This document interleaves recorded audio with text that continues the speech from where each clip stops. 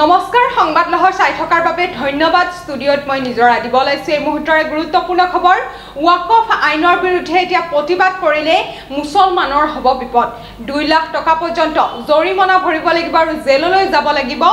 নিজৰ অধিকাৰ বিচাৰি মাত মাতিলে এতিয়া মুছলমানৰ হ'ব বিপদ সবিশেষ সবিস্তাৰে জনাবলৈ যত্ন কৰিম সংবাদ লহৰ চাই থকা প্ৰতিগৰাকী দৰ্শকক জনাবলৈ যত্ন কৰিছো এই মুহূৰ্তৰ গুৰুত্বপূৰ্ণ খবৰ ওয়াকফ আইনৰ বিৰুদ্ধে প্ৰতিবাদ কৰিলে বিপদত পৰিব মুছলমান 2 লাখ টকা জৰিমনাৰ লগতে জেললৈ যাব লাগিব প্ৰতিবাদকাৰী নিজৰ অধিকাৰৰ বাবে মাত মাতিবলৈ আহিলে বিপদত পৰিব মুছলমান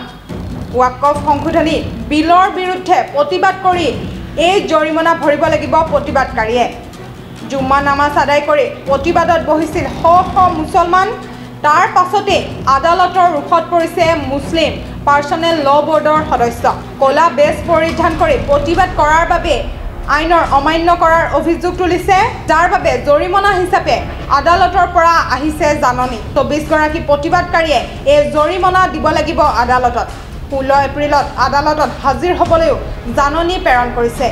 এই মুহূৰ্তত সংবাদ লহৰ চাই থকা প্ৰতিগৰাকী দৰ্শকৰ বাবে লৈ আহিছো এক গুৰুত্বপূৰ্ণ খবৰ ওয়াকফ আইনৰ বিৰুদ্ধে প্ৰতিবাদ কৰিলে বিপদত পৰিব মুছলমান 2 লাখ টকা পৰ্যন্ত জৰিমনাৰ লগতে জেললৈ যাব লাগিব প্ৰতিবাদকাৰী নিজৰ অধিকাৰৰ বাবে মাত মাতিবলৈ আহি বিপদত মুছলমান ওয়াকফ সংশোধনী বিলৰ বিৰুদ্ধে প্ৰতিবাদ কৰি